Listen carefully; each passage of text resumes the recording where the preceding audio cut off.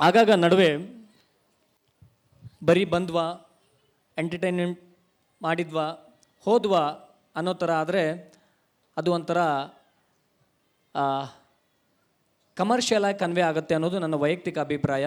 ಹಾಗಾಗಿ ಈ ಒಂದು ಕಾಲೇಜ್ ಕ್ಯಾಂಪಸ್ಸಲ್ಲಿ ನೀವು ಏನಿದ್ದೀರಲ್ಲ ಎಲ್ಲ ವಿದ್ಯಾರ್ಥಿನಿಯರು, ಎಂಟರ್ಟೈನ್ಮೆಂಟ್ ಜೊತೆಗೇ ಒಂದಷ್ಟು ಒಳ್ಳೆಯ ವಿಚಾರಗಳನ್ನ ಕೂಡ ತಲೆಯಲ್ಲಿ ತುಂಬಿಕೊಳ್ಳಿ. ಹೌದಾ? ಆಹಾರ, ವಿಹಾರ, ವಿಚಾರ ಈ ಮೂರು ಕೂಡ ಬಹಳ ಮುಖ್ಯ.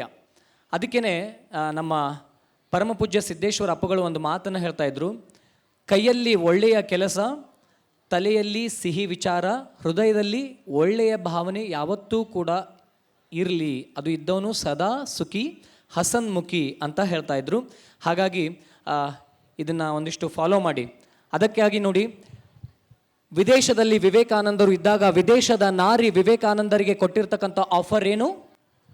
ವಿದೇಶದಲ್ಲಿ ವಿವೇಕಾನಂದರು ಇದ್ದಾಗ ವಿದೇಶದ ನಾರಿ ವಿವೇಕಾನಂದರಿಗೆ ಕೊಟ್ಟಿರ್ತಕ್ಕಂಥ ಆಫರ್ ಏನಪ್ಪ ಅಂದರೆ, ನೋಡಿ, ನೀವು ನನ್ನನ್ನು ಮದುವೆ ಆಗಬೇಕು, ನೀವು ನನ್ನನ್ನು ಮದುವೆ ಆಗಲೇಬೇಕು ಅಂತ ಪಟ್ಟು ಹಿಡಿದು ಕೂತಾಗ ವಿವೇಕಾನಂದರು ಒಂದು ಮಾತನ್ನು ಹೇಳ್ತಾರೆ, ಯಾಕಮ್ಮ, ನಾನು ಯಾಕೆ ನಿನ್ನ ಮದುವೆ ಆಗಬೇಕು? ಅಷ್ಟು ಜನ ಇದ್ದಾಗ, ನಿಮ್ಮ ದೇಶದಲ್ಲಿ ಅಷ್ಟೊಂದು ಜನ ಇದ್ದಾಗ ನಾನೇ ಯಾಕೆ ನಿನ್ನ ಮದುವೆ ಆಗಬೇಕು ಅಂದಾಗ ಆ ಹೆಣ್ಣುಮಗಳು ಒಂದು ಮಾತನ್ನು ಹೇಳ್ತಾಳೆ, ಇಲ್ಲ, ನಿಮ್ಮ ಆ ಸ್ಫುರದ್ರೂಪವನ್ನು ನೋಡಿ ನಾನು ಮನಸ್ಸೋತಿದ್ದೇನೆ, ಹಾಗಾಗಿ ನೀವು ನನ್ನನ್ನು ಮದುವೆ ಆಗಬೇಕು, ಮದುವೆ ಆದ ನಂತರ ನನಗೆ ನಿಮ್ಮಂಥ ಮುದ್ದಾದ ಒಂದು ಮಗು ಬೇಕು ಅಂಥೇಳಿ ಆ ಹೆಣ್ಣುಮಗಳು ತನ್ನ ಆಶಯವನ್ನು ವ್ಯಕ್ತಪಡಿಸ್ತಾಳೆ.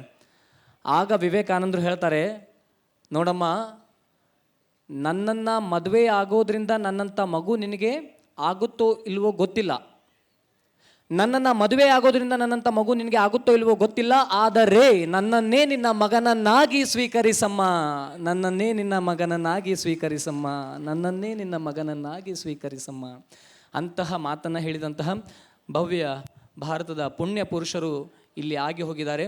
ಸೊ ಅವರ ದಾರಿಲಿ ನಡೀರಿ ಅಂತ ಹೇಳ್ತಾ, ಯಾಕೆಂದರೆ ಕಾರ್ಯಕ್ರಮದ ಕೊನೆಯಲ್ಲಿ ಹೇಳಬೇಕಾಗತ್ತೆ. ಸೊ ಬನ್ನಿ, ಇದೀಗ ಮುಂದಿನ ಆಕರ್ಷಣೆಯಲ್ಲಿ tribute to Appu sir. So ವಿಶೇಷವಾಗಿರುವಂಥ ಅಪ್ಪು ಸರ್ಗೆ ಒಂದು ವಿಶೇಷವಾಗಿರುವಂಥ ಗೀತೆಯನ್ನು ಡೆಡಿಕೇಟ್ ಮಾಡ್ತಾ ಇದ್ದಾರೆ Sridevi Bharkar and team from GNM second year students. On stage please.